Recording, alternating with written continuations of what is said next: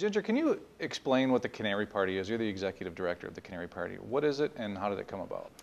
So what we really found is we have a lot of really great communities that have started to focus on natural health and kind of questioning medical dogma and where it's going, and taking responsibility for their own health and looking for how can I make myself healthy and stay healthy and not be dependent on medicine and pharmaceuticals for long-term health care.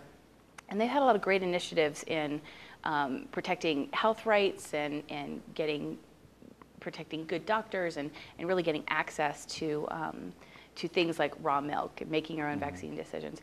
But we're kind of an independent group, so we've been working kind of in little pockets. And what we really look around and what we see is that we need the people who really care about total health outcomes, about the declining health in children and the elderly, to form a voting bloc and really to get this group of people together, because politicians have to answer to, what are the unions going to think about this? What's the gay community going to think about this? What's the religious right going to think about this? And they need to be able to say to themselves, what's the health freedom movement going to think about this? What's the natural health community going to think about this? Because they need to understand that what's happening in health and the dramatic decline in health as we've gotten away from the basic principles of how the body should work, that it's something that it's a game changer.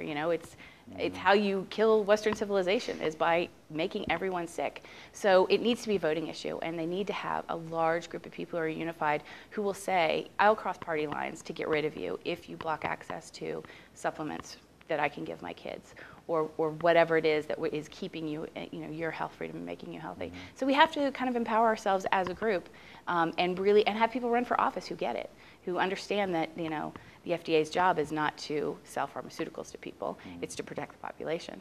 That the CDC's job is not to make healthcare decisions for you, it's to make recommendations and set kind of basic ideas.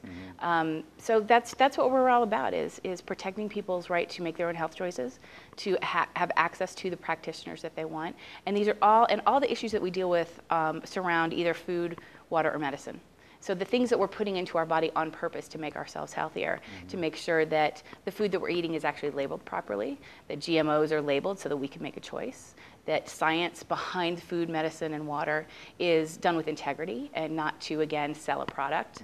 And that we really, as a group, need to hold government accountable, because this massive decline in human health is really our fault, because we're not paying close enough attention, because we have so much easy access to cheap food that there's some long-term consequences there. And I think the country and the world is really waking up to, we've gone too far and it's time to pull back and make things better and get ourselves healthy again and get back to basics. So we need to have a political voice, of a unified group that says, yep, we're going to be in charge of health.